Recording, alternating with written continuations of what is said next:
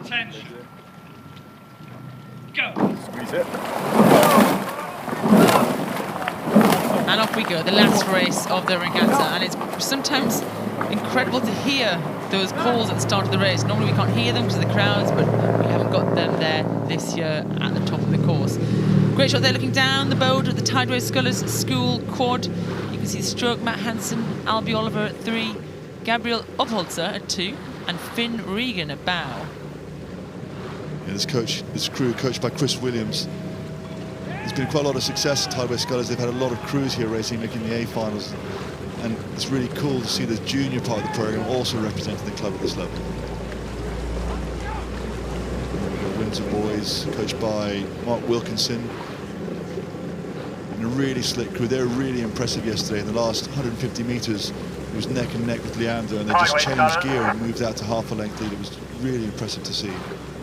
So calm there. The stroke man, Charlie Warren, was barely breathing. Very calm start to the race then. It's great to see. Yeah, and here, Leander have gone out for an early lead, which has been the traditional way they've raced these races. But I can't see Windsor Boys letting them get away. Well, Windsor Boys were behind for most of the race yesterday, so they're going to be comfortable with being led. That is not a shock to them. They're not scared of that. They're used to that. They did it yesterday. How well can they move? This is the transition zone, isn't it, of a race? You've gone off the blocks, you've got that adrenaline out there, you're into the race. How can they transition into real race pace? How can they keep the boat speed that they've just injected into the hull as efficiently as possible? Yeah, and you can see there, the two-man from the Windsor Boys School, Max Bird, had a quick look across and a couple of things to say, making sure they don't lose this contact with this Leander crew. We've gone out bravely to try and get some clear water. The Windsor Boys crew really need to stay on terms now to make this a real race. Now this Tideway Scullers crew has got a real engine on board. You're going to see Gabriel Obodza, that's the Windsor Boys School there.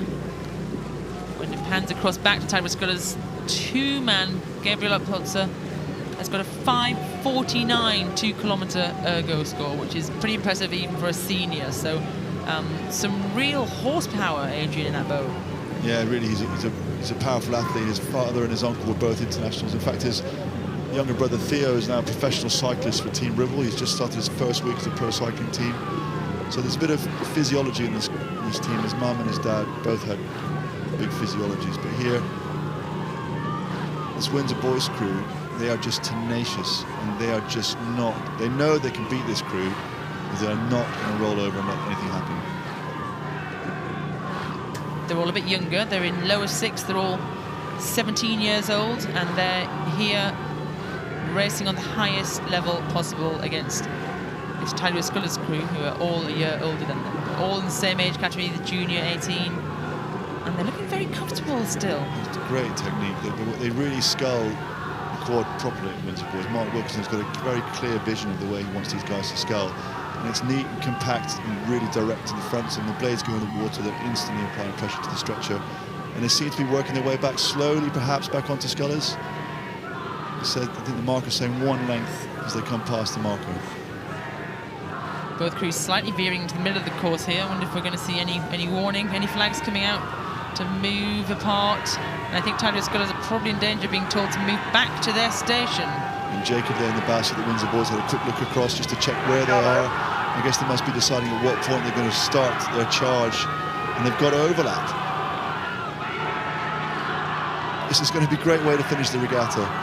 Well, that calm and relaxed start, I'm sure it wasn't calm and relaxed under the water, but that physical nature of the start of a rowing race, they kept it calm in their face and loose up top, and maybe it's paying off here, Adrian. They're actually staying in contact with the middle of the course here, through Upper Thames, through Remenham.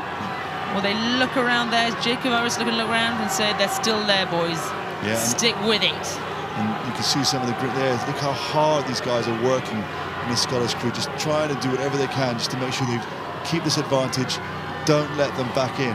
They've got to really dig in and do whatever they can to stop this Windsor Boys crew. Really, for a while, they're really starting to edge their way back. They're going to have to put something else in to keep on terms again.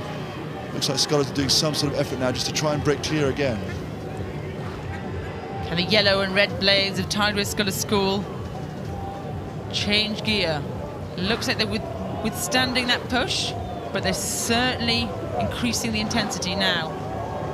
Yeah, it's good sculling here from this crew. You can really see the blade work's really nice and clean, accurate at the front end. Both of these are world-class sculling style, both these crews here. And Windsor Boys, I'm sure now, are going to decide it's time to have a charge and trying to get back as much as they can.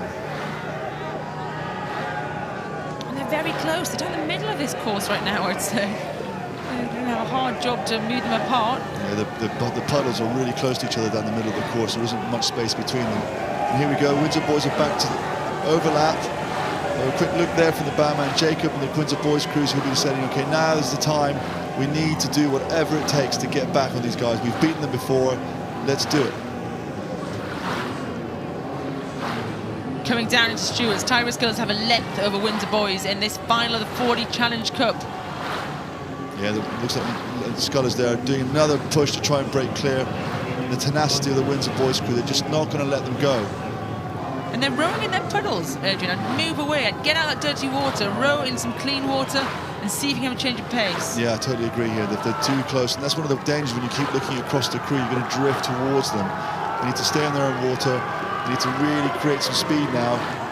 Both crews, not quite desperation, but they really are doing whatever it takes to generate as much boat speed as they can in the last 30 seconds. And there's a steering change, and the crews are moving apart, but they're going to run out of river here as Tideway Scullers have almost snapped that elastic band, and they're keeping it at a length's lead here into the dying strokes of the Fawley Challenge Cup. Yeah, you can see the determination of all 8 athletes here to get across the line, but Leander just seemed to have got enough lead to hold them off. What a finish, and that is going to be a win for the Tideway Scullers School in the Fawley Challenge Cup over the Windsor Boys School. Great race to finish off an incredible Henley Royal Regatta 2021. What a phenomenal race to enter the regatta. What brave, for young athletes, the composure those guys showed is unbelievable.